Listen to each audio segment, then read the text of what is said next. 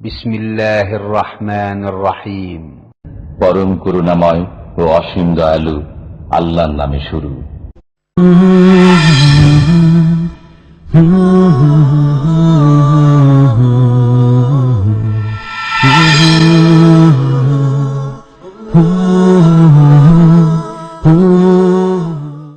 ومن أحسن قولا ممن دعا إلى الله وعمل صالحا وقال إنني من المسلمين.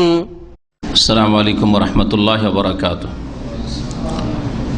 إن الحمد لله نحمده ونستعينه ونستغفره ونعوذ بالله من شرور أنفسنا ومن سيئات أعمالنا من يهده الله فلا مضل له ومن يضلل فلا هادي له وأشهد أن لا إله إلا الله وحده لا شريك له وأشهد أن محمدا عبده ورسوله. أما بعد فإن خير الحديث كتاب الله وخير الهدي هدي محمد صلى الله عليه وسلم وشر الأمور محدثاتها وكل محدثة بدعة وكل بدعة ضلالة وكل ضلالة في النار. أعوذ بالله من الشيطان الرجيم. ووصينا الإنسان بوالديه إحسانا حملته أمه وهنا على وهن وفصاله في عامين. আল্লাহ রাব্বুল আলামিনের যাবতীয় প্রশংসা যে আল্লাহ পাক রব্বুল আলামিন আমাদের সৃষ্টি করেছেন এবং আমাদের হিদায়াত দান করেছেন। সে আল্লাহ পাকের যাবতীয় প্রশংসা যে আল্লাহ পাক রব্বুল আলামিন আমাদের সার্বিক কল্যাণের জন্য আল কোরআনুল কারীম নাজিল করেছেন, যার প্রত্যেকটি হচ্ছে মূল্যবান উপদেশ। কোরআনে কারীমে হয় নির্দেশ রয়েছে অথবা নিষেধাজ্ঞা রয়েছে, অথবা যারা আল্লাহ পাক রব্বুল আলামিনের আদেশ নিষেধ মানে তাদের কথা আলোচনা করা হয়েছে, মুমিনদের কথা, অথবা এর বিপরীত যারা আল্লাহর আদেশ নিষেধকে অমান্য করে কাফেরদের কথা উল্লেখ করা হয়েছে, এবং মুমিন কাফেরের যে পরিণাম রয়েছে দুনিয়া আখিরাতে সেসব বিষয়গুলি উল্লেখ করা হয়েছে দুনিয়া এবং আখিরাতে। এজন্য বিভিন্ন ঘটনাবলী উল্লেখ করা হয়েছে। সৎকর্মশীল আম্বিয়া রসুলগণ তাদের অনুসারী তাদের ঘটনাবলী বর্ণনা করা হয়েছে, এবং তার সাথে সাথে সেসব আম্বিয়া রসুলগণের অবাধ্য জাতি, কাফের নাফারমান জাতি যারা দুনিয়া আখিরাতে ধ্বংস হয়েছে তাদের কথা বলা হয়েছে। কোরআনে কারীম হচ্ছে আল্লাহ পাকের উপদেশ, মওইজা, ওয়াজ, উপদেশ, ওসিয়ত। সালাত এবং সালাম নাজিল হোক নবী মুহাম্মদ রাসূলুল্লাহ সাল্লাল্লাহু আলাইহি ওয়াসাল্লামের উপর, যার হাদিসগুলিও প্রত্যেক মানুষের জন্য উপদেশ, ওসিয়ত, ওয়াজ, নসিহত। কোরআনে কারীমে বেশ কিছু আয়াত রয়েছে, যে আয়াতগুলিতে মহান আল্লাহ রাব্বুল আলামিন বেশ কিছু আদেশ নিষেধ তার উল্লেখ করেছেন, এবং সেগুলির শুরুতে অথবা শেষে, ওই আয়াতগুলির শুরুতে অথবা শেষে ওসিয়ত শব্দটি উল্লেখ করেছেন। যেমন প্রিয় নবী মুহাম্মদ রাসূলুল্লাহ সাল্লাল্লাহু আলাইহি ওয়াসাল্লামের বেশ কিছু হাদিসে এরকম রয়েছে, ওসিয়ত শব্দ দিয়ে নবী করিম সাল্লাল্লাহু আলাইহি ওয়াসাল্লাম উপদেশ দিয়েছেন। এই আয়াতগুলি নিয়ে আলোচনা করব, অর্থাৎ কোরআনী উপদেশ, কোরআনী ওসিয়ত। আল্লাহ রাব্বুল আলামিন যে কোরআনে কারীম মূল্যবান ওসিয়তগুলি করেছেন, ওসিয়ত অত্যন্ত গুরুত্বপূর্ণ। মানুষ যখন মানুষকে ওসিয়ত করে তখন তা গুরুত্ব সহকারে শোনা হয়, গুরুত্ব সহকারে পালন করা হয়।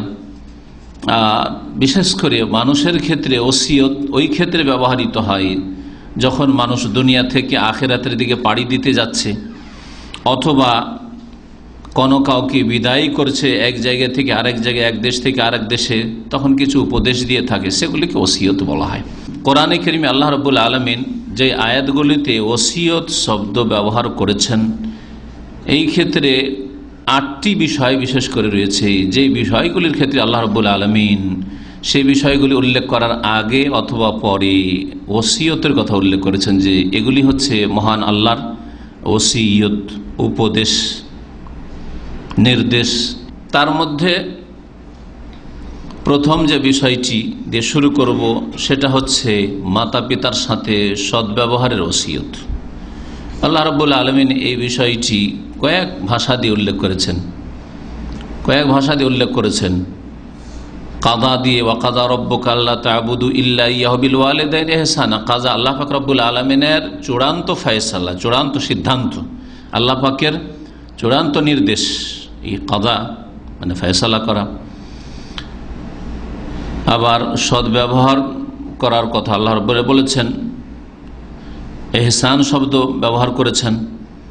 আর অধিকাংশ আয়াতগুলিতে যেখানে মাতা পিতার কথা উল্লেখ করা হয়েছে ওসিয়ত শব্দটি ব্যবহার করা হয়েছে।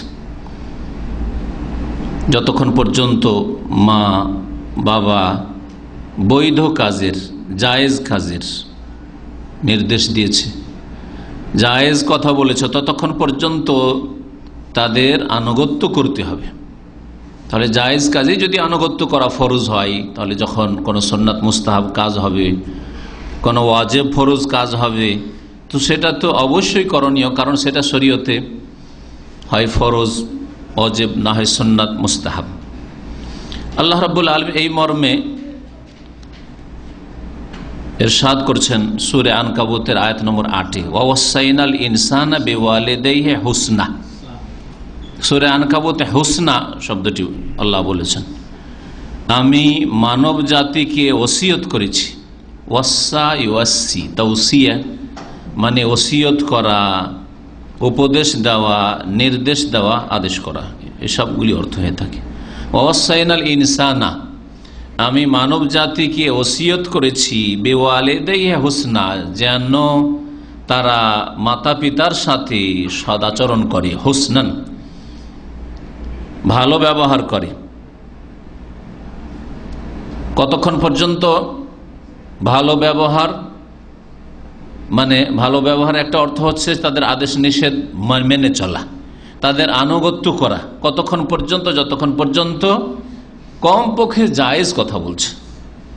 তবে জায়েজের নিচে যদি নেমে যায়, না জায়েজ, অবৈধ, হারাম, অন্যায় কথা কাজ করতে যদি ছেলে মেয়েকে বলে, তাহলে কখনো আনুগত্য করবে না। এই মর্মে নবী করিম সাল্লাল্লাহু আলাইহি ওয়াসাল্লামের অনেকগুলি হাদিস রয়েছে।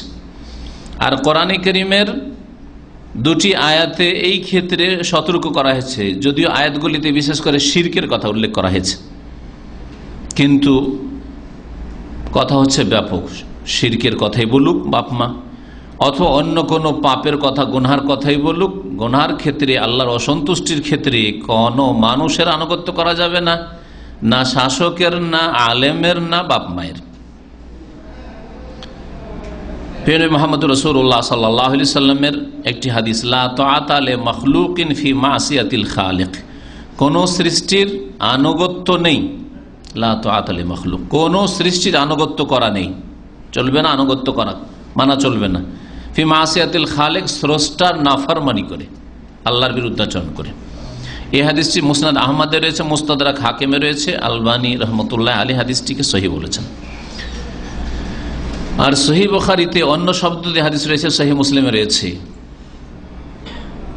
ইন্নামাত তাআতু ফিল মারুফ, আনুগত্য হবে শুধু ভালো কাজে। লা তাআতা ফি মাসিয়াহ, নাফরমানির, গুনহার ক্ষেত্রে, আল্লাহর নাফরমানি, গুনহার ক্ষেত্রে মানে আল্লাহর নাফরমানিকে, আল্লাহর বিরুদ্ধাচরণ করে কোনো আনুগত্য নেই, কারো আনুগত্য নেই। ইন্নামাত তাআতু ফিল মারুফ। তো আল্লাহ রাব্বুল আলামিন বলছেন যে আল্লাহর ওসিয়ত হচ্ছে যে বাপ মায়ের সাথে সদ্ব্যবহার করবে। ওয়াইন জাহাদাকা, তারপর আল্লাহ বলছেন যে তারা উভয়ই, বাপ মা দুজনে অথবা তাদের একজন, যদি এই প্রচেষ্টা চালায় যে লেতুশরিকা বি, যে আমার সাথে শিরক করো, তারা বলছে আল্লাহর সাথে শিরক করো। শিরকি কথা কাজ বলার জন্য নির্দেশ দিয়ে, শিরকি কাজের জন্য সাহায্য সহযোগিতা চাইছে, আপনার টাকা চাইছে, যাবে মাজারে নিয়ে। মা লাইসা লাকা বিহি ইলম, যার কোনো আল্লাহ প্রদত্ত জ্ঞান তোমার কাছে নেই, অর্থাৎ কোরআন সুন্নাহ ওহীতে এইরকম কোন জ্ঞান নেই যে শিরকের বৈধতা আছে। শিরকের বৈধতা কোন নবী রাসূলগণ নিয়ে আসেননি, যে শিরক করা ধর্ম, এইরকম ধর্ম কোন নবী রাসূল নিয়ে আসেননি, সবসময় বাতিল সেটা। তৌহিদ হচ্ছে হক সব সময়, যখন থেকে আল্লাহ মানুষকে সৃষ্টি করেছেন, আর শিরক হচ্ছে সবচেয়ে বড় বাতিল। যদি শিরক করার জন্য বাধ্য করে, বলে ফালা তোতে হমা, শক্ত ভাষা আল্লাহ বলছেন, তাদের মোটে আনুগত্য করবে না। ফালা তোতে হমা, তাদের আনুগত্য করবে না। কেন? এলাইয়া মারজিউকুম, আমার কাছে তোমাদের ফিরে আসতে হবে, আর আমি তোমাদের হিসাব নেব।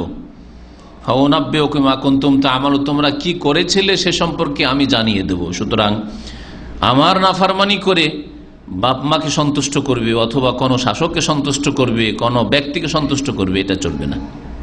এই ছিল সূরা আনকাবুতের আয়াত।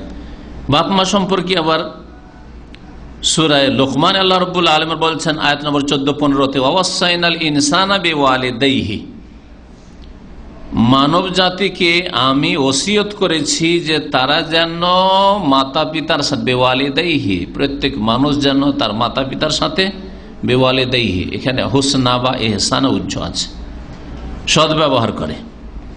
তারপরে সদ্ব্যবহার কেন করবেন সেদিকে ইঙ্গিত আল্লাহ করেছেন। বিশেষ করে মায়ের কথা, বাপের অনেক সময় ভয় করে, ছেলেমেয়েরা বাপকে ভয় করে, মাকে ভয় করতে চায় না।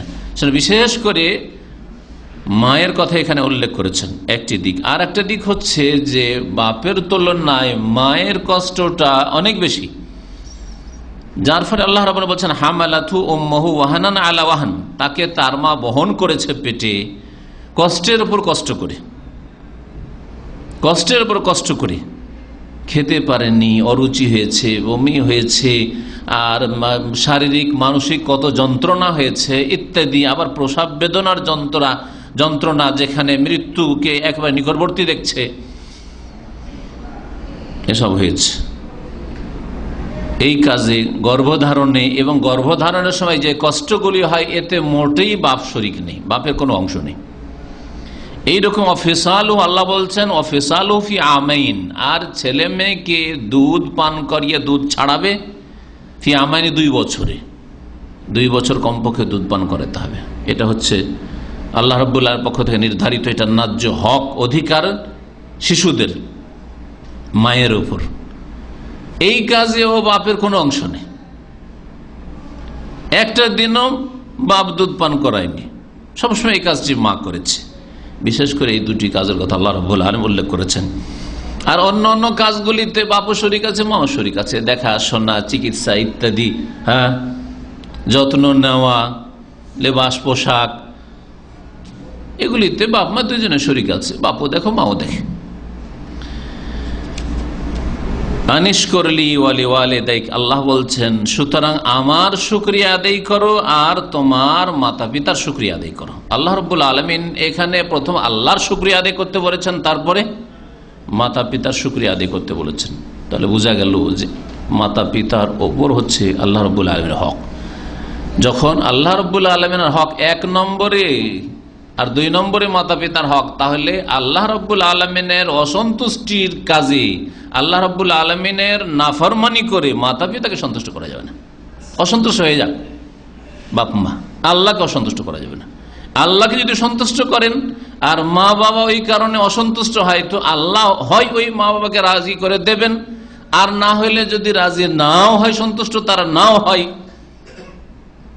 আল্লাহর দিন তারা মানে না, সুতরাং সন্তুষ্ট আপনারা হইতে পারেন না। তৌহিদ মানেন না, সুন্নাত মানে না, শিরক বিদআতে লিপ্ত, সুতরাং আপনারা সন্তুষ্ট হইতে পারেন না। হ্যাঁ, আমল করেন না কোরআন সুন্নাহর উপর, ইসলাম মোতাবেক জীবন যাপন, যার ফলে আপনি ইসলামিক কাজ করলে সন্তুষ্ট হতে পারেন না। এক ভাই বলছে যে ছেলে দাড়ি রেখেছে, বাপ দাড়ি রাখে, দুজনেই সৌদি আরবে থাকে, আর এই কাছাকাছি এগুলিতে থাকে, আশেপাশে থাকে।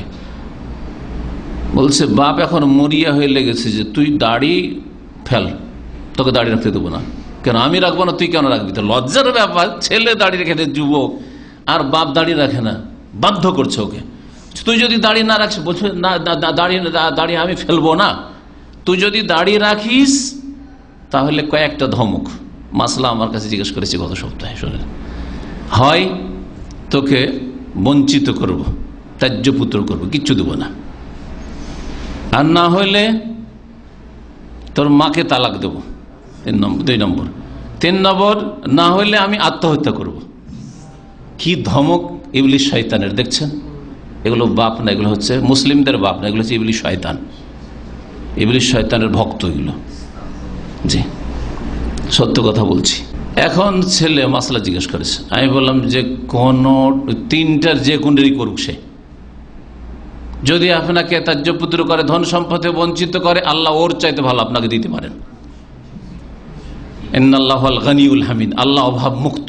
আনতুমুল ফুকারা, তোমরা অভাবী দরিদ্র। আল্লাহুল গনিউল হামিদ, আল্লাহর কাছে সবকিছু। ওয়ালিল্লাহি খাযাইনুস সামাওয়াতি ওয়াল আরদ, বঞ্চিত করে দিক। যদি বলে তোমার মাকে তালাক দিয়ে দেবো, তালাক দিয়ে দিক, তোমার ওই মাকে নিয়ে তুমি করে খাও, ওই মরদুদ বাপকে ছেড়ে দাও। আর যদি আত্মহত্যা করবো তো আত্মহত্যা করে জাহান্নামে যেতে দাও। কিন্তু তাই বলে তুমি দাড়ি ফেলে দেবে, এটা করা যাবে না। এটা হচ্ছে দ্বীন ইসলাম। আল্লাহকে অসন্তুষ্ট করে, রাসূলুল্লাহ সাল্লাল্লাহু আলাইহি ওয়াসাল্লামের নাফরমানি করে, আল্লাহর নাফরমানি, রাসূলের নাফরমানি করে বাপ মাকে সন্তুষ্ট করবেন অথবা স্বামীকে সন্তুষ্ট করবেন, এটা ইসলামে জায়েজ নয়, হারাম কাজ। আল্লাহ অসন্তুষ্ট করে দিবেন ওই বাপ মাকে কখনো। অথবা যেই আশা নিয়ে আপনি বাপকে সন্তুষ্ট করতে গিয়েছেন, মাকে সন্তুষ্ট করতে গিয়েছিলেন, যে তাহলে এই স্বার্থটা হাসিল হবে, আল্লাহ নারাজ হলো আর এরাকে রাজি করলেন, যেই উদ্দেশ্য করে সেই উদ্দেশ্যতে আল্লাহ রাব্বুল আলামিন আপনার মুখে ছাই দেবেন। তার মানে আপনার কখনো স্বার্থ হাসিল হবে না, দুনিয়া আখেরাতে ক্ষতিগ্রস্ত হবেন। আল্লাহর শুকরিয়া আদায় করো, আনিশ করলি ওয়ালি ওয়ালিদাইকা, তারপরে বাপ মায়ের শুকরিয়া আদায় করো। তারপরে আল্লাহ রাব্বুল 15 নম্বর আয়াত সূরা আল-বাকারা, ওয়া ইন জাহাদাকা আলা আন তুশরিকা বিমা লাইসা লাকা বিহি ইলমুন ফালা তুতিহুমা ওয়া সাহিবহুমা ফিদ দুনিয়া মারুফা। এখানে ওই সূরা আনকাবুতের বিষয়টি, যে শিরক করতে যদি বাধ্য করে বাপ মা, ফালা তুতিহুমা, আনুগত্য করবেন না। আনুগত্য করব না তার মানে তাদের সাথে মারামারি করব, ঝগড়া করব, গাল দেব, তাদের মানহানি করব না, কর্কশ ভাষা ব্যবহার করব না, সেটা চলবে না। আল্লাহ পাক এই বিষয়টি আবার সূরা লুকমানে বলছেন, ওয়া সাহিবহুমা ফিদ দুনিয়া মারুফা, ও বাপ মায়ের সাথে থাকো মানে তাদের সাথে চলাফেরা করো, দেখাশোনা করো, ফিদ দুনিয়া, দুনিয়াতে ইহ জগতে, মারুফা, ভালো আচরণের সাথে, অর্থাৎ তুমি ভালো ব্যবহার করতে থাকো। একই অন্যে থাকতে হবে এটা বুঝায় না কথা। যদি দেখা যায় একই অন্যের থেকে বেশি আরো কলহ বিবাদ হচ্ছে, একসাথে আমাদের যে জয়েন্ট ফ্যামিলিতে একসাথে সবগুলি ভাই থাকে, বাপ মার সাথে থাকে, আর মিল হচ্ছে না, চলছে না, প্রতিদিন খাওয়া দাওয়া নিয়ে ঝগড়া, আর চলাফেরা নিয়ে ঝগড়া, এই নিয়ে মুরগি ছাগল নিয়ে ঝগড়া, কত কি ঝগড়া। ওর চাইতে ভালো আলাদা আলাদা থাকা, যাতে করে সম্পর্ক ভালো থাকে, কিন্তু ভালো ব্যবহার করতে হবে। যদিও কাফের মুশরিক হোক না কেন। মুহাম্মদ রাসূলুল্লাহ সাল্লাল্লাহু আলাইহি ওয়াসাল্লাম আবু বকরের মেয়ে আসমা কে রাদিয়াল্লাহু আনহা, তার মা হেদায়েত হয়নি, তখন আবু বকর রাদিয়াল্লাহু তাআলা তালাক দিয়ে দিয়েছিলেন। তারপর বিয়ে করেছিলেন আয়েশা রাদিয়াল্লাহু তাআলা না, পয়দা হয়েছে। আসমাকে বললেন যে সিলিহা বিল মারুফ, তার সাথে ভালো ব্যবহার করো, তার সাথে ভালো ব্যবহার করো। আসমা মুসলিমা, তার মা হচ্ছে কাফেরা। ভালো ব্যবহার অবশ্যই করতে হবে, খারাপ ব্যবহার করা যাবে না। কিন্তু খারাপ ব্যবহার করা যাবে না, ভালো ব্যবহার করতে হবে। মানে আপনি পাপের কথা শুনে নেবেন, আল্লাহকে অসন্তুষ্ট করবেন তাদের কথা শুনে, এটা চলবে না। আল্লাহ রাব্বুল আলামিন তৃতীয় জায়গায় সূরা আহকাফেও এই বাপ মায়ের সাথে সৎ ব্যবহারের ক্ষেত্রে ওসিয়ত শব্দটি ব্যবহার করেছে। ওয়াসাইনাল ইনসানা বিওয়ালিদাইহি ইহসানা, এখানে আল্লাহ রাব্বুল বলছেন সূরা আহকাফ আয়াত নম্বর 15-তে আল্লাহ ইরশাদ করেছেন, আমি মানুষকে ওসিয়ত করেছি যে মানুষ যেন মাতা পিতার সাথে সৎ ব্যবহার করে। তারপর আল্লাহ রাব্বুল আলামিন হামালাতহু উম্মুহু কুরহা ওয়া ওয়াদাআতহু কুরহা, গর্ভধারণ করেছে বড় কষ্ট করে মা, তার প্রসব বেদনা যে হয়েছে সেখানেও তার কষ্ট হয়েছে, ভূমিষ্ঠ হওয়ার সময় মায়ের কষ্ট হয়েছে, সব কথা আল্লাহ উল্লেখ করেছেন। তারপর আবার স্তন্যদান করেছে, হামলুহু ওয়া ফিসালুহু 30 শাহরা, 30 মাস হচ্ছে স্তন্যদানের সময় এবং তার সাথে সাথে গর্ভধারণের সময়। তার মানে সর্বনিম্ন 6 মাস পেটে রাখা, এটা হচ্ছে গর্ভধারণের সময়, এর কম হতে পারে না। আর 6 মাস কমিয়ে দিলে বাকি তখন থাকে 24 মাস, তার মানে 2 বছর হচ্ছে অন্য যে আয়াত রয়েছে ওয়াহামুলহু ওয়াফিসালহু ফি আমাইন, যে সূরা লুকমানে রয়েছে, তার সাথে সমন্বয় হয়ে যায়, স্তন্যদান করবে 2 বছর।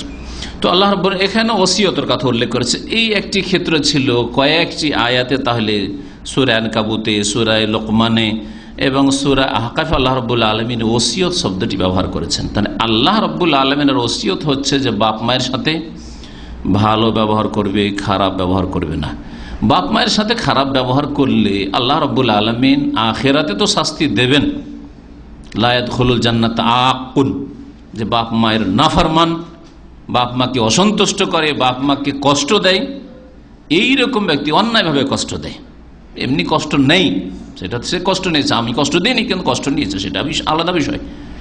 আপনি কষ্ট দেওয়ার কাজই করেননি, আপনি দিন পালন করলে তাতে কষ্ট হয়, আপনি আপনার স্ত্রীর পর্দা করলে কষ্ট হয়, আপনার স্ত্রীকে যদি বাপ মায়ের জামাইয়ের সাথে আর যদি আপনার দুলাভাই বা ভগ্নিপতির সাথে দেখা না করতে দেন, আর যদি খেতে দিতে না যেতে দেন, তাহলে অসন্তুষ্ট হয়। তো এরকম অসন্তুষ্ট যেখানে যাবে সেখানে চলে যাক। এমন ক্ষেত্রে অসন্তুষ্ট করবেন না বাপ মাকে যে বাপ মা অসন্তুষ্ট আর আল্লাহ অসন্তুষ্ট, এইরকম ক্ষেত্রে অসন্তুষ্ট করবেন না। হ্যাঁ, বাপ মা যদি অসন্তুষ্ট হয় কিন্তু আল্লাহ সন্তুষ্ট আছে, আলহামদুলিল্লাহ, আমার রব সন্তুষ্ট আছে, আমার রবকে রাজি করাই হচ্ছে আমার মুখ্য উদ্দেশ্য। আমার রবকে রাজি রেখে বাপ মাকে রাজি করতে হবে, এটা হচ্ছে আল্লাহ রাব্বুল আলামিনের নির্দেশ। তারপরে দ্বিতীয় ক্ষেত্র যেখানে আল্লাহ রাব্বুল আলামিন ওসিয়তের কথা উল্লেখ করেছেন, সেটা হচ্ছে তাকওয়া, আল্লাহ ভীরুতা, পাপ মুক্ত জীবন যাপন করা, গুনাহ থেকে সার্বিক জীবনে বেঁচে থাকা। এই উপদেশ আল্লাহ রাব্বুল আলামিন দিয়েছেন ওসিয়ত শব্দ ব্যবহার করে। তাকওয়া শব্দটি কোরআনে কারিমে বহুবার এসেছে, কারণ আল্লাহর ভয় যার অন্তরে থাকবে, গুনাহ থেকে বেঁচে থাকার যার সংকল্প থাকবে, সদিচ্ছা আছে যে আমি গুনাহ থেকে, আল্লাহর অসন্তুষ্টির কাজ থেকে, আল্লাহর নাফরমানি থেকে, রাসূলের নাফরমানি থেকে বেঁচে থাকব, সেই ব্যক্তির জন্য কোনো পাহারার প্রয়োজন হয় না। সেই ব্যক্তির জন্য কোন রকমের কেউ দেখছে না দেখছে সব বিষয় তার মগজে আসে না। লোকের সামনে যখন লোকেরা দেখছে তখন যেমন তার ঈমান আমলের অবস্থা থাকবে, নির্জনে থাকলেও ওই রকম ঈমান আমলের তার অবস্থা থাকবে, আপ ডাউন হয় না। যে এখন নির্জনে আছি সুতরাং যে কোনো পাপ করলে অসুবিধা তো নাই, কেউ তো দেখছে না, ব্লু ফিল্ম দেখছে, লুকিয়ে লুকিয়ে গোপনে প্রেম আলাপ করছে, স্ত্রীকে জানতে দেয় না, বাপ মাকে জানতে দেয় না, ইত্যাদি। আল্লাহর ভয় নেই, আসলে আল্লাহর ভয় নেই, গুনাহ থেকে বাঁচার সংকল্প নেই আসলে। কিন্তু যে ব্যক্তির মধ্যে তাকওয়া রয়েছে, গুনাহ থেকে বাঁচার সংকল্প রয়েছে, পাপ মুক্ত থাকব, আল্লাহর আযাব থেকে বাঁচার জন্য সচেষ্ট যেই ব্যক্তি, সেই ব্যক্তির জন্য লোকজনের সামনে আর নির্জনে দুটোই অবস্থা সমান, দুটোই অবস্থা সমান। মুসলিম দেশে মুসলিম মেজরিটি যেখানে মুসলিম পরিবারে বাস করলে আর অমুসলিম কাফের দেশে গেলেও একই রকম অবস্থা থাকবে। এমন নাই যে দেশে আছি তখন কেমন লাগে, বিবেকে বাধা দেয়, সমাজের লোক কি বলবে জানতে পারলে, আর চলে গেলাম ইউরোপ আমেরিকা চলে গেছি, অস্ট্রেলিয়া চলে গেছি, তো ওখানে আবার কে দেখে।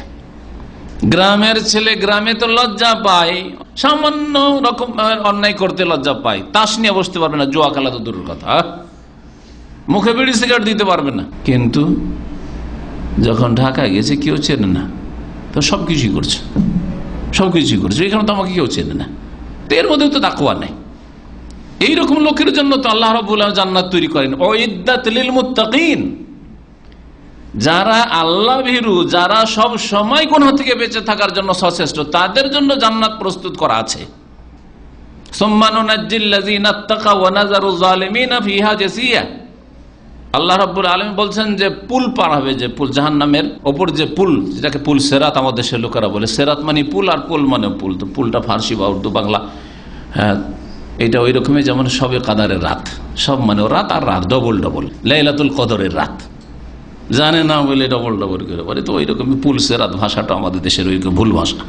হয় পুল বলেন জাহান্নামের ওপর পুল আখিরাতের বিচার দিবসের, আর না হইলে সেরাত বলেন, শুধু সেরাত বলেন। আল্লাহ রাব্বুল আলামিনের কথা একটি আয়াতে কোরআনে উল্লেখ করেছেন, বলছেন যে ওয়াইম মিনকুম ইল্লা ওয়ারিদ, এমন কেউ নেই যে পুলের ওপর চড়তে হবে না, সবাইকে পুল পার করতে হবে জাহান্নামের পিঠের ওপর। কানা আলা রাব্বিকা হাতমান মাকদিয়া, আল্লাহ পাকের এটি চূড়ান্ত ফয়সালা রবের। সুম্মা নুনাজ্জিল লাযিনা তাকাও, তারপরে কাকে নাজাত দেব, আছাড় খেয়ে পড়তে থাকবে জাহান্নামে, জাহান্নামে যাবে সব। কিন্তু একমাত্র নাজাত আল্লাহ দেবেন বলছেন আল্লাযীনা তাকাও, যারা আল্লাহ ভীরু, গুনাহ থেকে বাঁচার জন্য যাদের সংকল্প ছিল,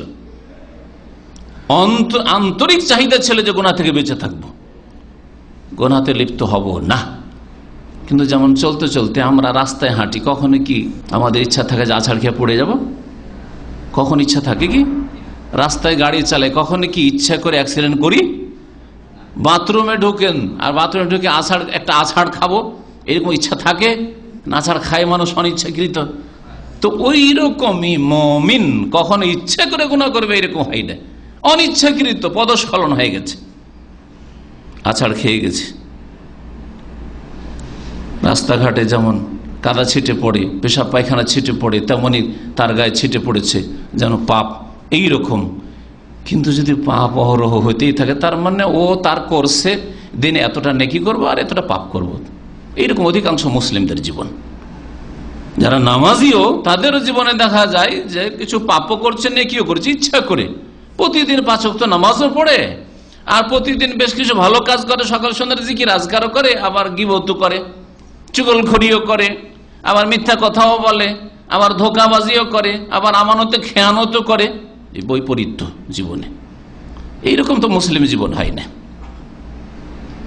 তাকওয়ার জীবন হচ্ছে যে সব সময় সচেষ্ট বেঁচে থাকার, যেমন কখনো ইচ্ছা করে কাঁটায় পা দেব এটা ইচ্ছা থাকে না, কিন্তু চলতে চলতে হঠাৎ করে কাঁটায় পা পড়ে গেছে, আহত হয়ে গেলেন, জখম হয়ে গেলেন। তো আল্লাহ রাব্বুল আলামিন তাকওয়ার ওসিয়ত করেছেন। মহান আল্লাহ ইরশাদ করেছেন সূরা নিসার আয়াত নম্বর 131-এ, ওয়ালিল্লাহি মা ফিস সামাওয়াতি ওয়া মা ফিল আরদ, আসমান এবং জমিনে যা কিছু রয়েছে মহান আল্লাহর। ওয়ালাকাদ ওয়াসাইনাল লাযীনা উতুল কিতাবা মিন ক্বাবলিকুম ওয়া ইয়্যাকুম আনিত্তাকুল্লাহ, আর নিঃসন্দেহে আমি আল্লাহ ওসিয়ত করেছি। ওয়ালাকাদ ওয়াসাইনা, কারাকে ওসিয়ত করেছি? শুধু তোমাদেরকে না, হে উম্মতে মুসলিমা, হে শেষ নবীর উম্মত। ওয়ালাকাদ ওয়াসাইনাল লাযীনা উতুল কিতাব, যাদেরকে এর পূর্বে কিতাব দেওয়া হয়েছিল, আহলে কিতাব, মুসা আলাইহিস সালামের জাতি, ঈসা আলাইহিস সালামের জাতি, যারা নিজেদের নামকরণ নিজেরা মন গড়া করেছে ইহুদি, নিজের নাম নিজেরা নিয়েছে নাসারা, খ্রিস্টান, এগুলির নাম তাদের তৈরি করা। আল্লাহ কখনো বলেননি যে আমি ওদেরকে নাসরানি নাম রেখেছি বা নাসারা নাম রেখেছি, ওদের নাম আমি ইহুদ রেখেছি। কালু ইন্না নাসারা, তারা বলেছে আমরা নাসারা। কালু, তারা বলেছে যে আমরা ইহুদ, কিন্তু আল্লাহ রব্বুল এইসব নাম রাখেননি। আল্লাহ রব্বুল আলামিন যেই নামটা দিয়েছে সেটা হচ্ছে, এরা হচ্ছে উম্মতে মুসা, উম্মতে ঈসা, বা আতবা ও মুসা, মুসা আলাইহিস সালামের অনুসারী আর ঈসা আলাইহিস সালামের অনুসারী। তো আল্লাহ রাব্বুল বলছেন তাদেরকেও আমি ওসিয়ত করেছিলাম যাদেরকে কিতাব দেওয়া হয়েছিল এর পূর্বে, মিন ক্বাবলিকুম, তোমাদের পূর্বে, ওয়া ইয়্যাকুম, আর তোমাদেরকেও মহান আল্লাহ ওসিয়ত করছেন, ওয়া ইয়্যাকুম, হে মুসলিমরা তোমাদের প্রত্যেককে আল্লাহ রাব্বুল আলামিন ওসিয়ত করছেন। কি ওসিয়ত? আনিত্তাকুল্লাহ, যে তোমরা আল্লাহকে ভয় করো, আল্লাহকে ভয় করো, আল্লাহর ভয়ে গুনাহ থেকে বেঁচে থাকো। তাকওয়া ওয়াকায়াতুন থেকে, ওয়াকায়া মানে বেঁচে থাকা। এই জন্য আমরা বলি ওয়াকিনা আযাবান নার। হ্যাঁ, রব্বানা আতিনা ফিদ দুনিয়া হাসানা ওয়া ফিল আখিরাতি হাসানা ওয়া কিনা আযাবান নার, এবং কেনা আমাদেরকে বাঁচাও, রক্ষা করো আযাবান নার, জাহান্নামের শাস্তি থেকে, আযাব থেকে। কি মানে? বাঁচাও। ওয়াও কাফিয়া থেকে, তো তাকওয়া শব্দটিও এই ওয়াও কাফিয়া থেকে। তো আল্লাহ কি বলছেন? আনিত্তাকুল্লাহ, আল্লাহকে ভয় করো। ভয় করা, তাকওয়া মানে ভয় করা, খৌফ মানে ভয় করা। খৌফ মানে আল্লাযী লাইলাফিতে কি আছে? ফালিয়াবুদু রাব্ব হাযাল বাইত আল্লাযী আত'আমাহুম মিন জু ওয়া আমানাহুম মিন খৌফ। খৌফ মানে ভয়। তাহলে আর খাশিয়াতুন মানে ভয় হয়। ইন্নামা ইয়াখশাল্লাহা মিন ইবাদিহিল উলামা, সত্যিকার অর্থে আল্লাহকে ভয় করে তার বান্দাদের মধ্য থেকে যারা জ্ঞানী। আল্লাহর কিতাবের জ্ঞান রয়েছে, কোরআন কারীমের যার যত বেশি জ্ঞান রয়েছে, আর রাসূলুল্লাহ সাল্লাল্লাহু আলাইহি ওয়াসাল্লামের হাদিসের যত বেশি জ্ঞান রয়েছে, তারা ভয় করে। উলামা মানে শুধু মাদ্রাসা পড়ুয়া না, উলামা মানে যাদের জ্ঞান রয়েছে। আলেমের বহুবচন উলামা, যার জ্ঞান রয়েছে আল্লাহ সম্পর্কে, যেটা জানা সবচেয়ে বড় ফরজ। জ্ঞান রয়েছে আল্লাহ পাকের রসুল সম্পর্কে, যেটা জানা দ্বিতীয় ফরজ। আর জ্ঞান রয়েছে আল্লাহ পাকের নাজিলকৃত দ্বীন সম্পর্কে, তিনটি মূলনীতি সম্পর্কে। আল্লাহ সম্পর্কে যার যত বেশি জ্ঞান রয়েছে, আল্লাহ রসুল সাল্লাল্লাহু আলাইহি ওয়াসাল্লাম সম্পর্কে যার যত বেশি জ্ঞান রয়েছে, এবং আল্লাহ পাকের নাজিলকৃত দ্বীন কোরআন সুন্নাহ ওহী সম্পর্কে যার যত বেশি জ্ঞান রয়েছে, তারাই সত্যিকার অর্থে ইন্নামা ইয়াখশাল্লাহ, আল্লাহকে ভয় করে। কারণ তারা সবকিছু জানে যে কোথায় বিপদ আছে, সজাগ, হ্যাঁ, কোনটা কতদূর পর্যন্ত চলবে, কতদূর চলবে না, সবকিছু জানছে। আর মূর্খ মানুষ অনেক হারাম কাজ, নাজায়েজ কাজ করে যাচ্ছে, হ্যাঁ, করে যাচ্ছে, খেয়ালই করে না যে এটা হারাম, এটা এত বড় অপরাধ করে ফেললাম, এটা শিরক জানেই না, শিরক করে বসে আছে। এটা বিদআত জানে না, সারা জীবন নামাজ পড়ে আসছে, আর নামাইতু দিয়ে নামাজ পড়ে আসছে, যাই নামাজের দোয়া দিয়ে নামাজ পড়ে আসছে, ইক্তাদাত বিহাযাল ইমাম দিয়ে নামাজ পড়ে আসছে, সম্মিলিত মোনাজাতের বিদআত দিয়ে নামাজ পড়ে আসছে। ও ওয়াহুম ইয়াহসাবুন আন্নাহুম ইউহসিনুনা সুন্নাহ, খুব ভালো কাজ করছি, 5 ওয়াক্ত নামাজ আদায় করি, তাকবীরে তাহরিমা ছাড়ি না, কিন্তু বিদআতি নামাজ পড়ছে। যার কোরআন সুন্নাহর ওহীর জ্ঞান নেই সে জানে না, যার রাসূলুল্লাহ সাল্লাল্লাহু আলাইহি ওয়াসাল্লামের আদর্শ সালাত সম্পর্কে জ্ঞান নেই সে জানে না। তো সত্যিকার অর্থে ভয় করে আল্লাহ রাব্বুল আলামিনকে খাশিয়া এখানে বলা হয়েছে, ইখশা। তো তাকওয়া মানে যে ইত্তাকুল্লাহ, আল্লাহকে ভয় করো, কোত্থেকে আসলো? আল্লাহর ভয়ে, যে আল্লাহ ধরে নেবেন, আল্লাহর কাছে জবাব দিতে হবে, আল্লাহর কাছে পাকড়াও হবে, আল্লাহর ওপর গোপন রাখা যায় না, আল্লাহ সবকিছু জেনে ফেলছেন, জেনে ফেললেন, এইসব কথা মগজে বসিয়ে গুনাহ থেকে বেঁচে থাকা, এটার নাম হচ্ছে তাকওয়া।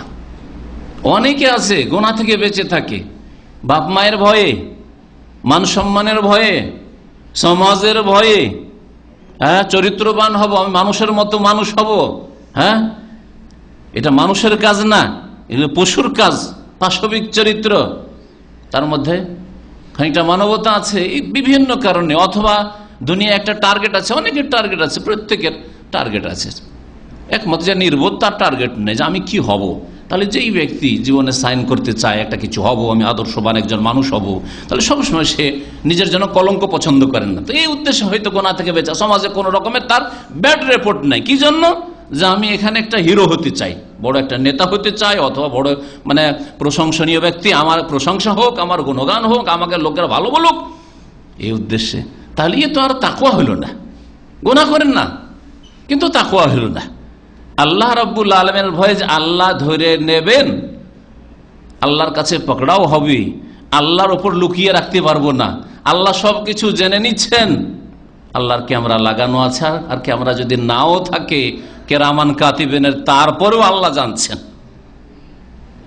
অফিসে যদি ক্যামেরা লাগানো থাকে সেখানে আমরা এত সতর্ক, তাহলে আল্লাহ রাব্বুল আলামিনের ক্যামেরা শুধু ক্যামেরাই নয়, মালাইকার ক্যামেরা, তারপরে এই ক্যামেরা নাও থাকলেও আল্লাহ রাব্বুল আলামিন সবকিছুই জানছেন। হ্যাঁ, শুধু বাহ্যিক অবস্থাটা জানছেন না, আলিমুন বিজাতিস সুদূর, ভিতরেরও খবর জানছেন। মনে একটা ওয়াসওয়াসা আসলো, 1 সেকেন্ডের জন্য মনে একটা শয়তানি কথা আসলো, তাও আল্লাহ জানলেন, তারপরে সেটাকে ধরে রাখলেন, করব বলেন না, সাথে সাথে তওবা ইস্তেগফার করে ফেললেন যে না এটা বাজে কথা, এটা অন্যায় কথা, নাকি ওইটাকে অনেক সময় ধরে ধরে রাখলেন, পরিকল্পনা তৈরি করলেন যে করতাম, এই কাজটি করব কিন্তু করতে পারলাম না, অফিস থেকে একটা জিনিস টানবো, নেবো, এখান থেকে নিয়ে যাবো, এটা একটা ভালো জিনিস পছন্দ লেগেছে, কিন্তু চান্স পাওয়া যাচ্ছে না, তো গুনাহ তো লেখা হচ্ছে, সব তো আল্লাহ জানছেন, দেখছেন অবস্থা। এই রকমের জীবন তৈরি করা হচ্ছে তাকওয়ার জীবন, তাদের জন্য আল্লাহ রাব্বুল আলামিন জান্নাত তৈরি করেছেন। তো আল্লাহ রাব্বুল আলামিনের বিশেষ ওসিয়ত হচ্ছে জানিত্তাকুল্লাহ, আর এই ওসিয়ত শুধু মুসলিম জাতিকে না, যত আম্বিয়া রাসূলগণের উম্মত আর প্রত্যেক জাতির জন্য, সকল মানুষের জন্য যুগে যুগে আল্লাহ রাব্বুল আলামিন নবী রাসূল পাঠিয়েছেন। বলছেন যে ওয়ালাকাদ ওয়াসাইনাল্লাযীনা উতুল কিতাব মিন ক্বাবলিকুম ওয়া ইয়্যাকুম আনিত্তাকুল্লাহ ওয়া ইন তাকফুরু, আর যদি আল্লাহকে না ভয় করো তাহলে কুফরি করলে, তাহলে যে কোনো পাপ করতে পারবে, আল্লাহর দিন মানলে না, ফাইন্না লিল্লাহি মা ফিস সামাওয়াতি ওয়া মা ফিল আরদ, তাহলে জেনে রাখো যে আসমান জমিনে যা কিছু সব আল্লাহর, আর আল্লাহ রাব্বুল আলামিন কারো মুখাপেক্ষী নন, এবং আল্লাহ প্রশংসিত, ওয়া কানাল্লাহু গানিয়ান হামিদা। তৃতীয় ওসিয়ত আল্লাহ রাব্বুল আলামিন হচ্ছে দিন কায়েম করার ওসিয়ত, একামতে দিনের ওসিয়ত। আর একামতে দিন এই বা কোন জিনিস? জি হ্যাঁ, শোনেন, সূরা শুরার আয়াত নম্বর 13, শারআ লাকুম মিনাদ দীনি মা ওয়াসসা বিহি নূহান ওয়াল্লাযী আওহাইনা ইলাইকা মা ওয়াসাইনা বিহি ইব্রাহিম ওয়া মূসা ওয়া ঈসা আন আকিমুদ্দীনা ওয়া লা তাতাফাররাকু ফীহি। আল্লাহ রাব্বুনা বলছেন যে তোমাদের জন্য মহান আল্লাহ দ্বীন প্রণয়ন করেছেন। আল্লাহ রাব্বুল আলামিন দ্বীনের বিধিবিধান আল্লাহ রাব্বুল আলামিন তৈরি করেছেন। শারআ লাকুম মিনাদ দীন, এমন দিন যেই দিনটা শুধু তোমাদের নতুন দিন না, মা ওয়াসসা বিহি নূহান, যেই দিন দ্বারা ওসিয়ত করেছেন আল্লাহ রাব্বুল আলামিন। এখানে ওয়াসসা, ওসিয়ত শব্দ আল্লাহ উল্লেখ করেছেন। ওসিয়ত করেছে যেই দিন দিয়ে, কাকে? নূহ আলাইহিস সালামকে। ভালো করে নামগুলো শুনে রাখেন। ওয়াল্লাযী আওহাইনা ইলাইক, আর যেই দিনের ওসিয়তের ওহী করেছেন আল্লাহ রাব্বুল আলামিন হে নবী তোমাকে, অর্থাৎ মুহাম্মদ সাল্লাল্লাহু আলাইহি সাল্লামকে। ওমা ওয়াসাইনা বিহি ইব্রাহিম, আর যেই দিন দিয়ে আমি ওসিয়ত করেছিলাম ইব্রাহিম আলাইহিস সালামকে, ওয়া মূসা এবং মূসা আলাইহিস সালামকে, ওয়া ঈসা এবং ঈসা আলাইহিমুস সালামকে। এই পাঁচজন রাসূলের কথা আল্লাহ রাব্বুল উল্লেখ করে বলছেন এই পাঁচজন নবীকে দ্বীনের কি করেছেন আল্লাহ রাব্বুল আলামিন? ওসিয়ত করেছেন। আর তাদের দিন ছিল এক, আল্লাহ বলছেন একই দিনের কথা বলছেন। মৌলিক বিষয়গুলির ক্ষেত্রে কিছু জুজিয়াত, শাখা বিশিষ্ট মাসাইল, খুঁটিনাটি মাসাইল, এগুলিতে পার্থক্য রয়েছে। মূল বিষয়গুলি সমস্ত নবীদের এক, আল্লাহ এক, তাই না? আল্লাহর কোনো শরিক নেই। এবং আল্লাহর দিন কার মাধ্যমে নিতে হবে? রাসূলের মাধ্যমে নিতে হবে। কোনো পার্থক্য আছে এগুলি কথায়? সব নবীদের দাওয়াত একই রকম, ঠিক না? সব নবীদের কালেমা লা ইলাহা ইল্লাল্লাহ, ঠিক না? সব নবীরাই বলেছেন যে পরকালে বিশ্বাস করতে হবে। দুনিয়া হচ্ছে কর্মজগৎ, আর মওতের পরে তখন বদলার জগৎ শুরু হবে, সেখানে জান্নাত অথবা জাহান্নাম রয়েছে। এক কিনা সবগুলি কথা? সবগুলি কথা তো দিনের মৌলিক বিষয়। এছাড়াও সালাত, নামাজ, আম্বিয়া রাসূলগণের যে কথা উল্লেখ করতে কোরআনে কারিমে অন্য নবীদের কথাও নামাজের কথা বলেছেন। রোজার কথা বলেন আল্লাহ রাব্বুল অন্যদের ক্ষেত্রে, আগের উম্মতের ক্ষেত্রে সিয়ামের কথা বলেছেন। মারিয়াম আলাইহিস সালাম, ঈসা আলাইহিস সালাম আর রোজা রেখেছেন। ইন্নী নাযারতু লির-রহমানি সাওমা, ঠিক কিনা? তাহলে মৌলিক বিষয়গুলিতে সমস্ত নবী রাসূলগণের দিন ছিল এক। যে কোনো ভালো কাজ আল্লাহ করতে বলেছেন, আর নোংরা কাজ যেগুলি দুনিয়া আখিরাতের ক্ষতি করে সেগুলিতে আল্লাহ নিষেধ করেছেন সমস্ত নবীদের ক্ষেত্রে। সমস্ত নবীদের ক্ষেত্রে ফাহিশা আল্লাহ রাব্বুল আলামিন সবসময় অশ্লীলতাকে সবসময় আল্লাহ হারাম করেছেন সকলের জন্য। তো আল্লাহ রাব্বুল আলামিন তারপরে এই পাঁচজন নবীর কথা উল্লেখ করে বলছেন যে তাদের সকলকে আমি এই নির্দেশ দিয়েছিলাম আন আকিমুদ্দিন, যে তোমরা দিন কায়েম করবে, ওয়ালা তাতাফাররাকু ফীহি, আর তাতে তোমরা বিচ্ছিন্নতা সৃষ্টি করবে না। দিন কায়েম করবে আর তাতে তোমরা কি করবে না?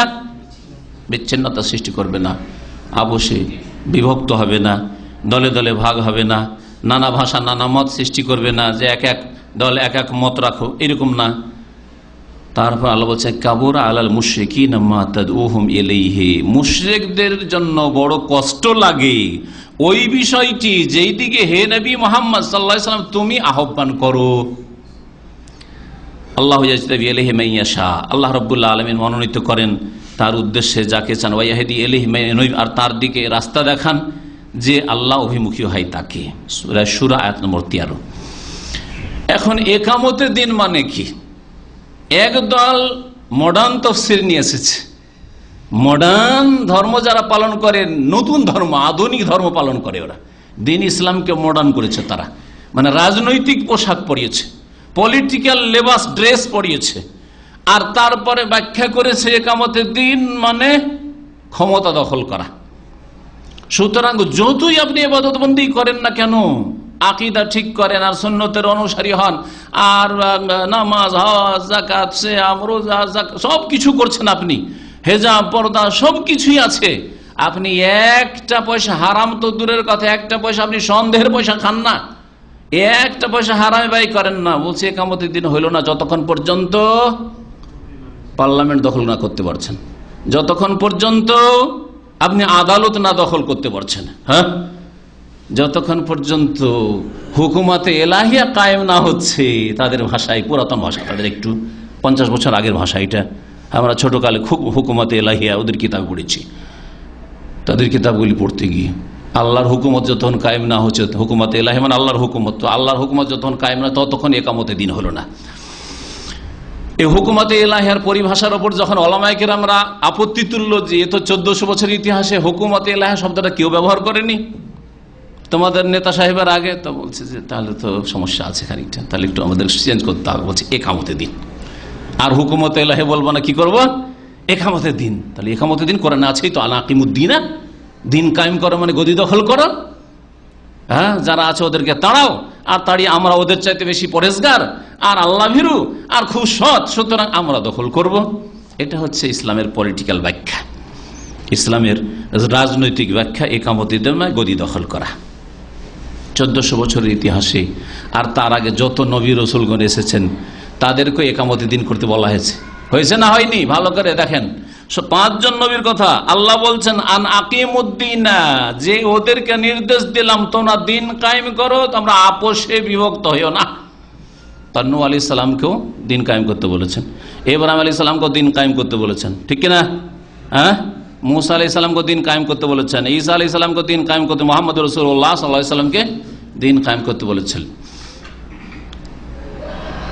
তৌহিদ প্রতিষ্ঠা করলেন আপনার জীবনে, আপনার ছেলে মেয়েদের জীবনে, আপনার পরিবার, আপনার বাড়িতে শিরকের কোনো গন্ধ নেই। বড় শিরক নেই, ছোট শিরক নেই, না কবর মাজারের বদ আকীদা শিরকি আকীদা আছে, আর না তাবিজ তুমারের শিরকি আকীদা রয়েছে, না টোটকা ফটকার শিরকি আকীদা রয়েছে। তারপর বাড়িতে একামতের দিন হইল না আপনার।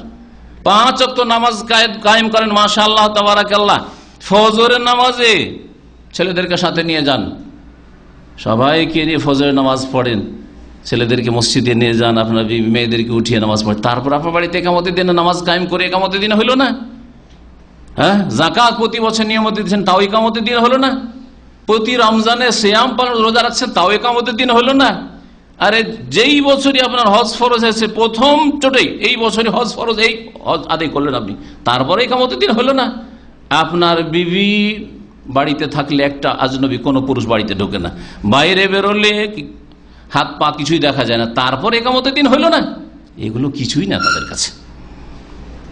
এগুলো হচ্ছে নামাজ, রোজা, হজ, যাকাত, ये बड़ी इबादत के लिए ट्रेनिंग कोर्स है তাদের ভাষায়।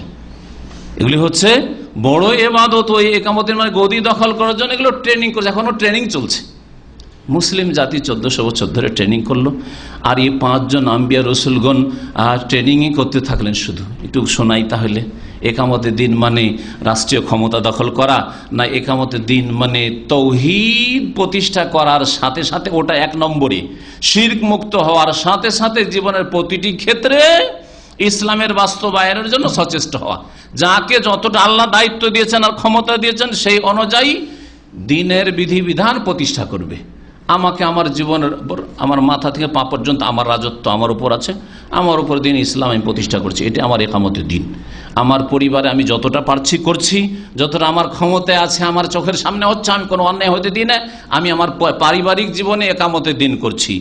আমার অর্থনীতিতে যা রুজি রোজগার করছি আর যা খরচ করছি, এই ক্ষেত্রে একটি অবৈধ কাজ করি না, না একটা টাকা হারাম খাচ্ছি আর না একটা টাকা হারামে খরচ করছি। আমি আমার অর্থনীতিতে একামতের দিন করছি। আমি আমার সমাজে এমন কোনো অন্যায়ের সাথে জড়িত না, সমাজে কোনো অন্যায়ের সাথে জড়িত না, সামাজিক জীবনে আমি একামতের দিন করছি। রাষ্ট্রীয় ক্ষেত্রে যাদের কাছে ক্ষমতা রয়েছে তাদের জন্য দোয়া করছি, আল্লাহ তাদেরকে হিদায়াত দান করেন। যদি তারা রাষ্ট্রীয় পর্যায়ে যদি দিনের যে দণ্ডবিধান রয়েছে বা অন্যান্য যেসব বিধিবিধান রাষ্ট্রীয় ক্ষমতা ছাড়া হতে পারে না, চোরের হাত কাটা, কেসাসের বাস্তবায়ন ইত্যাদি জেনার শাস্তিগুলো হইতে পারে না, সেগুলি যেন তাদেরকে আল্লাহ করার তৌফিক দান করেন। এই দোয়াও রয়েছে তাদের জন্য, হিদায়াতের দোয়া রয়েছে, তৌফিকের দোয়া রয়েছে, আর যারা করে তাদের জন্য মহব্বত রয়েছে এবং তাদের জন্য খালেস অন্তর থেকে দোয়া রয়েছে, আল্লাহ তাদেরকে যেন আরো শক্তিশালী করেন। তারপরে একামতের দিন করতে পারলাম না, ওদেরকে ভালোবাসি, আর যারা মানব রচিত বিধান দিয়ে জীবনযাপন করে তাদেরকে ভালোবাসি না, তার মধ্যে একামতের দিন নাকি হলো না? একামতের দিন মানে গদি দখল করা। তাহলে শোনেন, এখন 2টি কথা শোনাবো এই ক্ষেত্রে। একটি কথা হচ্ছে 5 জন নবীর কথা আল্লাহ উল্লেখ করেছেন এই আয়াতে, ঠিক কিনা? নূহ আলাইহিস সালাম রাজা ছিলেন না খলিফা ছিলেন? কিছু ছিলেন, খেলাফত কায়েম করেছিলেন কি? হ্যাঁ, খলিফা হয়েছিলেন? কোন জায়গায় আছে কোরআনে ওনার 950 বছর কথা বলা হলো, ওনার জাহাজ তৈরি করার কথা, আর বিশাল সেই বন্যার কথা, আর জাতি ধ্বংসের কথা। আর তিনি যদি খলিফা হবেন তাহলে দাউদ আলাইহিস সালাম সম্পর্কে আল্লাহ বলবেন, নূহ আলাইহিস সালাম সম্পর্কে আল্লাহ চুপ থেকে যাবেন? ইয়া দাউদ ইন্না জাআলনাকা খলিফাতান ফিল আরদি, হে দাউদ তোমাকে জমিনে খলিফা বানিয়েছি, সুলাইমানকে আমি রাজত্ব দান করেছি, এসব কথা আল্লাহ বলেছেন। তালুতকে আমি দিয়েছি, রাজত্ব দিয়েছি, এসব কথা বলবেন? হ্যাঁ, আর নূহ আলাইহিস সালাম কথা বলবেন না? তাহলে নূহ আলাইহিস সালাম ক্ষমতা হাতে নেন নাই। 2 নম্বর ইব্রাহিম আলাইহিস সালাম। ইব্রাহিম আলাইহিস সালাম ক্ষমতা হাতে নিয়েছেন কি? মক্কায় আসলেন, হাজারকে ইসমাইলকে না মক্কার ক্ষমতায় নিলেন, না হিজরত করে আবার যেখান থেকে এসেছিলেন ওখানে চলে গেলেন, ফিরে শাম দেশে গেলেন, সেখানে গিয়ে ক্ষমতা হাতে নিয়েছেন। তো ইব্রাহিমও নিলেন না। মূসা আলাইহিস সালাম কোন খলিফা ছিলেন? রাজত্ব হাতে নিয়েছিলেন। আর মূসা আলাইহিস সালামের সামনে তো ফাঁকা ফিল্ড। আমরা ছোট গাড়ি শুনতাম যে এক দল খেলতে এসে আরেক দল খেলতে আসেনি, তো ফাঁকা ফিল্ডে গোল দিয়ে জিতে চলে গেল। তো মূসা আলাইহিস সালামের সামনে তো ফাঁকা ফিল্ড ছিল, তো ফাঁকা ফিল্ডে এই রাজত্বের গোল কেন দিলেন না তিনি?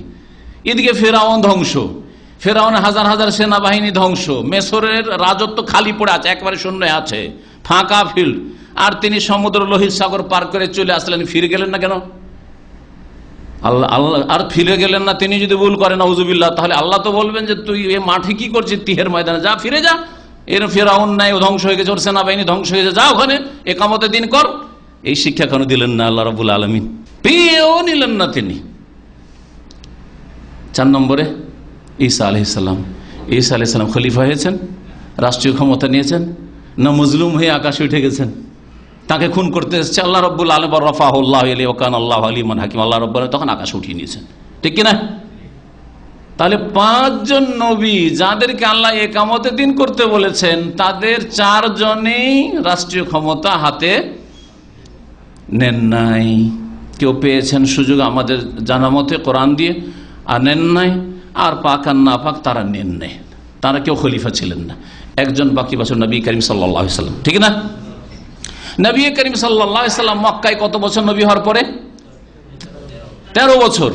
আর মদিনায় 10 বছর। মক্কায় নবী করিম সাল্লাল্লাহু আলাইহি ওয়াসাল্লাম রাষ্ট্রীয় ক্ষমতা নিয়েছেন না মদিনায়? বলেন জোরে। মদিনায় নিয়েছেন, মক্কায় নেননি। নবী করিম সাল্লাল্লাহু আলাইহি ওয়াসাল্লামকে রাষ্ট্রীয় ক্ষমতা মক্কায় দিতে কেউ চেয়েছিল না চাইনি? মক্কার লোকেরা এক বাক্যে কি চাইনি? পরামর্শ করে এসে প্রস্তাব পেশ করেনি? কি বলেছিল? ইয়া মোহাম্মদ, হে মোহাম্মদ তুমি কি শুরু করলে? আমাদের দেবদেবী, আমার ধর্মের বিরুদ্ধে, আমাদের মূর্তি পূজার বিরুদ্ধে, এসবের বিরুদ্ধে কেন বলা শুরু করলে? যে তোমার এক আল্লাহর ইবাদত করতে হবে আর এসব মূর্তির পূজা করা যাবে না, এইসব কথা কেন বলা শুরু করলে? কি চাও তুমি? ওরা ভাবলো যে হয়তো মোহাম্মদ সাল্লাল্লাহু আলাইহি ওয়াসাল্লামের পার্থিব কোনো স্বার্থ আছে। আর মানুষের স্বার্থ কি থাকে? আজকালকার ভাষা বলে গাড়ি বাড়ি নারী, তাই না? গাড়ি বাড়ি নারী, কারণ আজকে গাড়ির যুগ, সেই জন্য। আর তখনকার যুগটা রাজত্ব, হ্যাঁ, নেতৃত্ব একটা বড় লোভের জিনিস, সবচেয়ে বড় লোভের জিনিস। কারণ উপরে থাকবো, সবকে নিচে রাখবো, আমি উপরে থাকবো, ঠিক না? একটা বড় লোভের জিনিস। আর 2 নম্বরে হচ্ছে সুন্দরী রমণী, ভোগবিলাস করব। আর 3 নম্বরে হচ্ছে পয়সা। পয়সা থাকলে সবাই চেনবে। যেমন আজকাল অনেক লোকই কথা বলে থাকেন যে পয়সা না থাকলে কেউ তোর খোঁজ নেবে না, পয়সাতেও মান ইজ্জত তলাশ করে। এক শ্রেণী বেকুব লোকেরা রয়েছে। তো নবী করিম সাল্লাল্লাহু আলাইহি ওয়াসাল্লামের কাছে 3টি প্রপোজাল পেশ করা হয়েছিল। এই 3টি প্রস্তাবই পেশ করা হয়েছিল। ইয়া মুহাম্মদ, হে মুহাম্মদ সাল্লাল্লাহু আলাইহি ওয়াসাল্লাম, ইন কুনতা তুরিদু মুলকান, তুমি যদি রাজত্ব চাও, মাল্লাকনাকা, মক্কার রাজা বানিয়ে দিচ্ছি, মালিক, কিং বানিয়ে দিচ্ছি। বলেছিল না? বলেনি? নিয়েছিলেন নবী করিম সাল্লাল্লাহু আলাইহি ওয়াসাল্লাম। আর তুমি যদি চাও যে সুন্দরী নারী চাও, ইমরাতান জামিলাতান হাসানা, তাহলে জাওয়াজনাক, তাহলে খুঁজো তুমি কোনটা চয়েস তোমার, আরবের কোন মেয়েটি, কার মেয়ে চয়েস, যেটা চয়েস করবে সেটার সাথে তোমার বিয়ে পড়াই দেব। আর যদি ওয়াইন কুন্তা তরিদ মাল্লান, ধন সম্পদ, কারণ অনেকে পয়সার পূজারি, পয়সার গোলাম, ও পয়সা চায়, আর কিছু চায় না। পয়সা যদি চাও তো জামান এলাকায় একাই যদি না দিতে পারি, আমরা কালেকশন করছি গোটা মক্কা, মক্কার বাইরে কালেকশন করে সবচেয়ে বড় ধনী তোমাকে বানিয়ে দিচ্ছি। নবী করিম সাল্লাল্লাহু আলাইহি ওয়াসাল্লাম উত্তর কি বলেছিলেন? যে আলহামদুলিল্লাহ ইকামতের দিন হয়ে গেছে। না, এ কথা বলেছিলেন? আল্লাহ আকিমুদ্দিন বলেছেন, ইকামতের দিন হয়ে গেছে, ঠিক না? বললেন, ওয়াল্লাহি আল্লাহর কসম করে বলছি, লাউ ওয়াজাউশ শামসা ফি ইয়ামিনি ওয়াল কামারা ফি ইয়াসারি, তারা যদি আমার ডান হাতে সূর্য রেখে দেয় আর বাম হাতে নিয়ে এসে চন্দ্র দিয়ে দেয়, মা তারাক্তু হাযাল আমরা, তারপরেও আমি এই দিনের দাওয়াত দেওয়া ছাড়বো না, তৌহিদের দাওয়াত দেওয়া, লা ইলাহা ইল্লাল্লাহর কথা ছাড়বো না। তো লা ইলাহা ইল্লাল্লাহ মানে গদি দখল করা নয়। লা ইলাহা ইল্লাল্লাহ মানে সার্বিক জীবনে তৌহিদ প্রতিষ্ঠা করা, আল্লাহ পাকের ইবাদত বন্দেগী প্রতিষ্ঠা করা, শিরক মুক্ত জীবন যাপন, আর এখান থেকে শুরু করা। আল্লাহ রাব্বুল আলামিন যেন বুঝার তৌফিক দান করেন। বুঝতে পারলেন? তাহলে আর একটি কথা শুন, এই আয়াতে রয়েছে, ইবনে তাইমিয়া রাহমাতুল্লাহ বলছেন যে বিদআতপন্থীরা যে আয়াত বা হাদিসটাকে তাদের সমর্থনে দলিলে পেশ করে, সেই আয়াত থেকে তাদের খণ্ডন আমি করতে পারবো। এটা ইবনে তাইমিয়া রাহমাতুল্লাহর কথা। দেখেন এখানে আল্লাহ বলছেন ওই সূরা শুরা আয়াত নম্বর 13, তো ওই আয়াতের শেষ দিকে আকিমুদ্দিন ওয়ালা তাতাফাররাকু ফি কাবুরা আলাল মুশরিকিনা মা তাদউহুম ইলাইহি, হে নবী যেদিকে তুমি ডাকো, যেই দাওয়াত তুমি দিচ্ছ, সেটা মুশরিকদের জন্য বড়ই কষ্টের কাজ। আর আল্লাহ নবীকে কিসের দাওয়াত দিতে বলছেন? ইকামতের দিনে, ঠিক কিনা? আকিমুদ্দিন, এই দিন কায়েম করো। দিন কায়েম করা মানে যদি গদি দখল করা, ক্ষমতা হাতে নেওয়া হয়, এটাই যদি ব্যাখ্যা হয়, মডার্ন ব্যাখ্যায় এটাই যদি ঠিক হয়, তাহলে আরব মুশরিকদের জন্য এই গদি মোহাম্মদকে দিয়ে দেওয়াটা, নেতৃত্বে দেওয়াটা, দেশের শাসক বানিয়ে দেওয়াটা মুশকিল ছিল না সহজ ছিল? সহজ ছিল, কারণ তারা তো প্রস্তাব পেশ করছে যে তুমি রাজা হয়ে যাও, কিন্তু আমাদের দেবদেবীর বিরুদ্ধে বলিও না। তাহলে মুশরিকদের জন্য কোনটা কষ্টকর ছিল, যেটা আল্লাহ এখানে উল্লেখ করেছেন, আর সেটাই হচ্ছে ইকামতের দিন।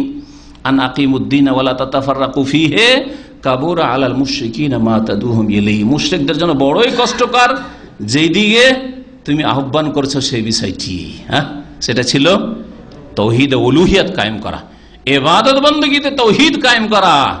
আল্লাহকে ওরা রব মানতো, আল্লাহ আসমান জমিনের মালিক মানতো, আল্লাহকে রিজিক দাতা মানতো, কিন্তু ইবাদত বন্দেগীতে তারা শিরক করত। ইবাদত এক আল্লাহর শুধু করতে হবে, আল্লাহ তুজা মানাতের করা যাবে না, 360টা মূর্তির করা যাবে না, এই কথা মুহাম্মাদের মানা যাবে না। তাহলে সবচেয়ে মুশকিল কোনটি কথা ছিল তাদের? মূর্তি পূজা ছেড়ে, শিরক ছেড়ে দিয়ে এক আল্লাহর ইবাদত করা, তৌহিদ প্রতিষ্ঠা করা, এটা সবচেয়ে মুশকিল কাজ তাদের ছিল। সেটা হচ্ছে আন আকিমুদ্দিন, ইকামতের দিন। তো দিন কায়েম করা মানে তৌহিদ থেকে শুরু করা, আর তৌহিদে গিয়ে শেষ করা। আবার এক শ্রেণীর লোকেরা বলছে যে তৌহিদ থেকে শুরু করবেন, আর গিয়ে রাষ্ট্রীয় ক্ষমতা দখল করে ছাড়বেন, এটা ভুল ব্যাখ্যা। যদিও রাষ্ট্রীয় ক্ষমতা যখন চলে আসবে, আল্লাহ নিয়ামত স্বরূপ দিবেন, তখন সৎ লোকেরা নিয়ে দিন পুরোপুরিভাবে যতটা পারছেন এখন প্রতিষ্ঠা করেন, এতে কোনো সন্দেহ নাই। কিন্তু শুরু করেছেন রাসূলুল্লাহ সাল্লাল্লাহু আলাইহি ওয়াসাল্লাম তৌহিদ থেকে, আর শেষ করেছেন খেলাফত দিয়ে।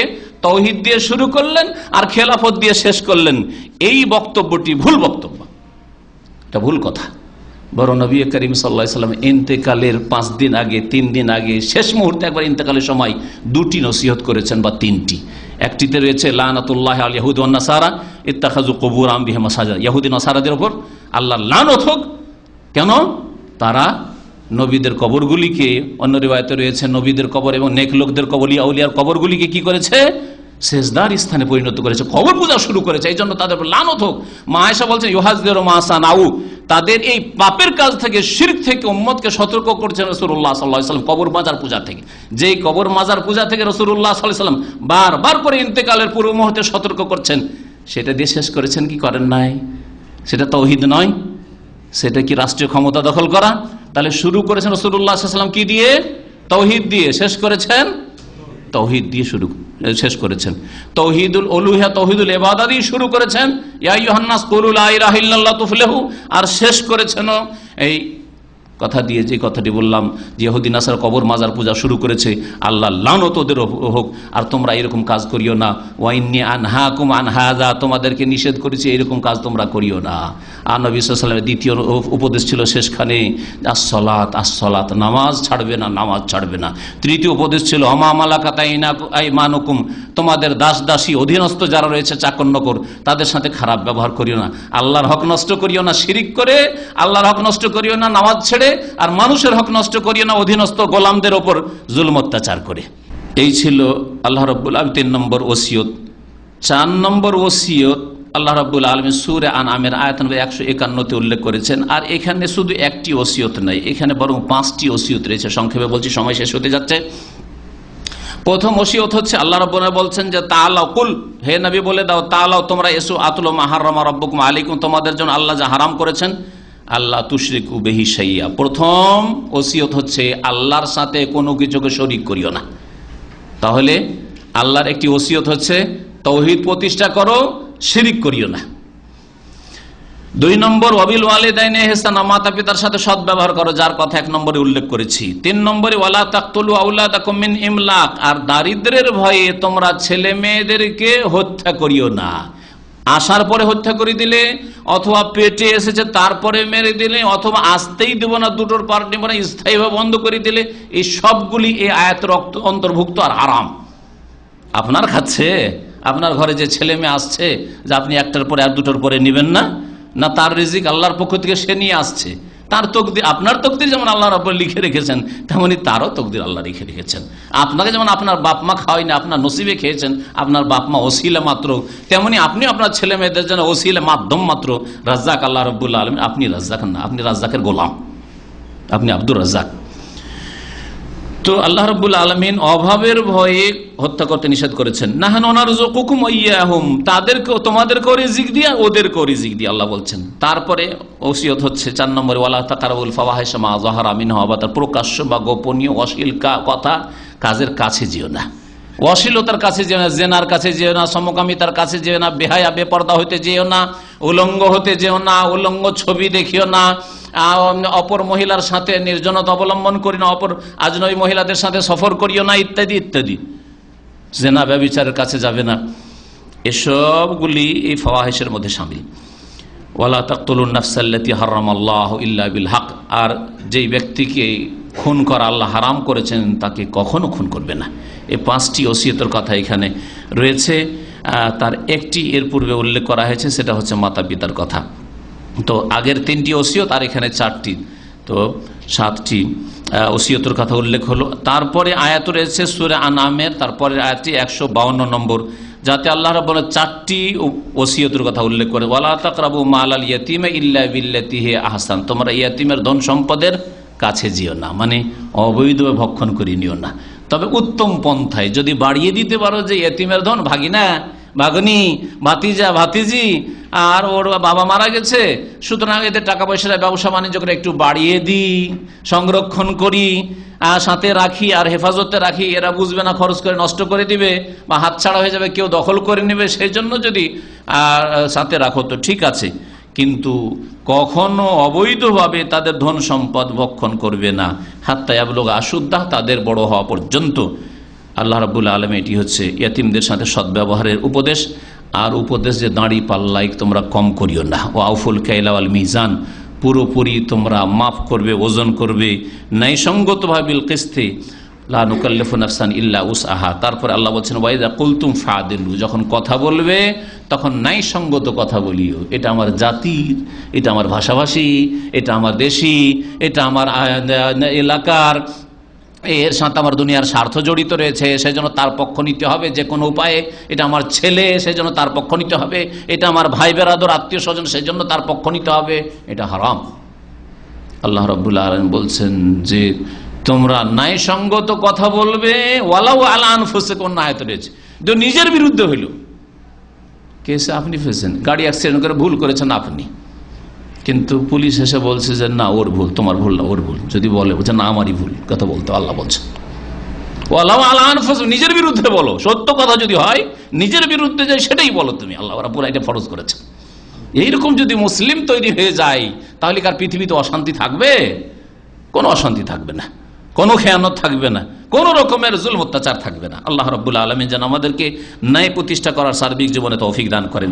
যখন তোমরা কথা বলবে ন্যায়সঙ্গত কথা, ন্যায়সঙ্গত কথা বললে স্বামী স্ত্রীতে ঝগড়া হবে না, কলহ বিবাদ হবে না, বাপ মা ছেলে মেয়ের সাথে কলহ বিবাদ হবে না, ভাই ভাই হবে না, ভাই বোনে হবে না, আত্মীয় স্বজনের সাথে হবে না, কলিগদের সাথে হবে না।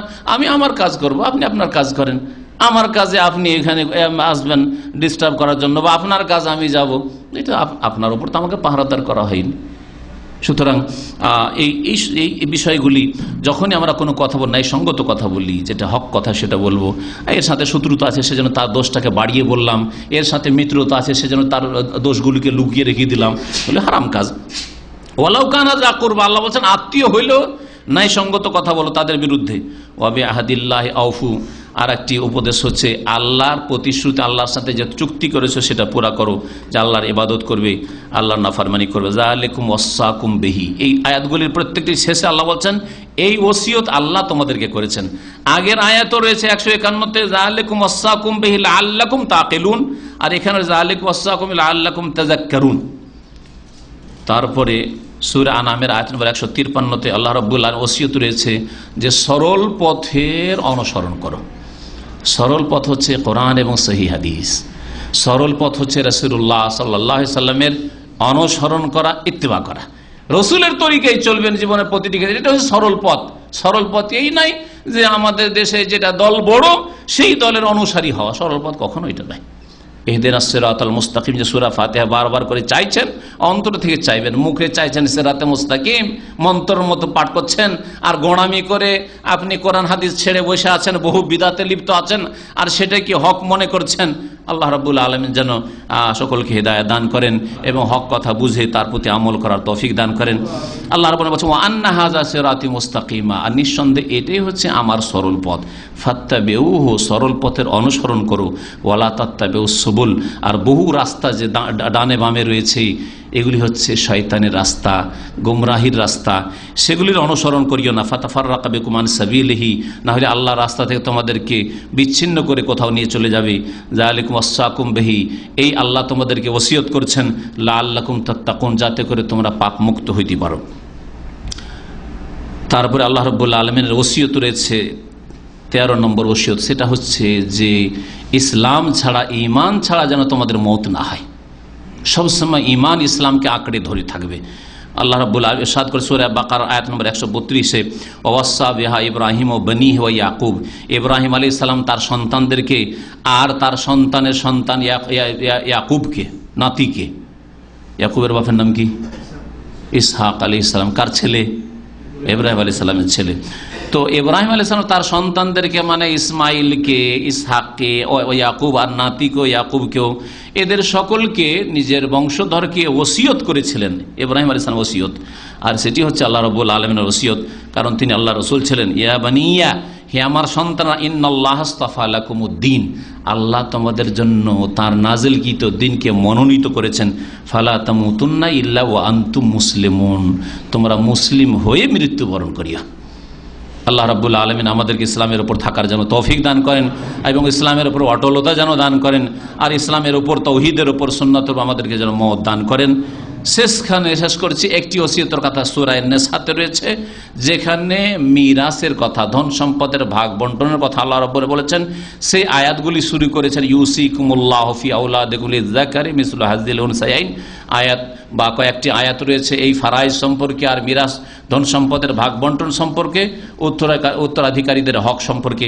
সেই আয়াতগুলি তাফসীরে আর যাচ্ছি না, এক কথাই এই দিয়ে শেষ করছি। আমার এই 14টি উপদেশ আল্লাহ রাব্বুল আলামিনের মূল্যবান কোরআনে কারিমে, যেগুলিকে আল্লাহ ওসিয়ত বলে আখ্যায়িত করেছেন। ইউসিকুমুল্লাহ, আল্লাহ তোমাদেরকে ওসিয়ত করছেন, ফি আওলাদিকুম, তোমাদের ছেলে মেয়ে সন্তান সন্ততিদের ক্ষেত্রে, লিয-যাকারি মিসলু হাযযিল উনসায়াইন, ছেলে মেয়ে দুই রকমই যদি থাকে, কিছু ছেলেও আছে কিছু মেয়ে আছে, তাহলে লিয-যাকারি, ছেলে সন্তানকে দেবে, মিসলু হাযযিল উনসায়াইন, দুই মেয়ের সমান।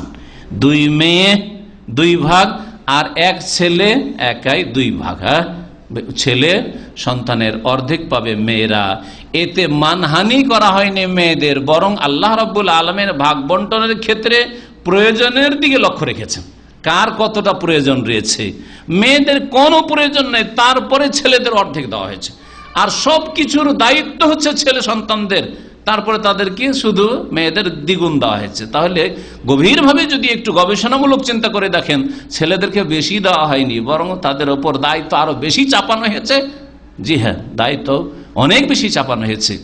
যে কোনো মেয়ে, আমি বারবার এই আলোচনাতে, আমি অনেক আলোচনাতে এই কথাটি বলেছি, যে পৃথিবীতে কোনো মেয়ে নেই, মহিলা নেই, যাকে নিজের পেটের ব্যবস্থা, নিজের কাপড় চোপড়ের ব্যবস্থা, বাড়ি ঘরের ব্যবস্থা নিজে করা ফরজ। কোনো মেয়ে নেই পৃথিবীতে, বাপ না হয় স্বামী, না হয় ভাই, না হয় দাদা, না হয় চাচা, কেউ নেই দেখাশোনা করার জন্য। তাহলে সরকার, সুলতান ওয়ালি মাল্লা ওয়ালি আল্লাহ, নবী করিম সাল্লাল্লাহু আলাইহি ওয়াসাল্লাম বলছেন শাসক হচ্ছে ওলি ওই সব মেয়েদের, মহিলাদের যাদের কোনো ওলি অভিভাবক নেই। আল্লাহ রাব্বুল আলামিন যেন আমাদেরকে কোরআন এবং হাদিসের কথা বোঝার তৌফিক দান করেন এবং তার উপদেশ মোতাবেক জীবন যাপনের তৌফিক দান করেন।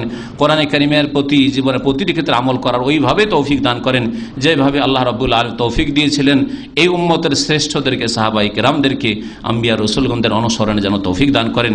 শেষ নবী মুহাম্মদ রাসূলুল্লাহ সাল্লাল্লাহু আলাইহি সাল্লামের জীবনের প্রতিটি ক্ষেত্রে ইত্তিবা করার, অনুসরণ করার তৌফিক যেন দান করেন। সিরাতে মুস্তাকিমা সরল পথে যেন চলার তৌফিক দান করেন। আকুলু কওলি হাযা ওয়া সাল্লাল্লাহু আলা নবিয়িনা মুহাম্মদ ওয়া আলা আলিহি ওয়া সাহবিহি।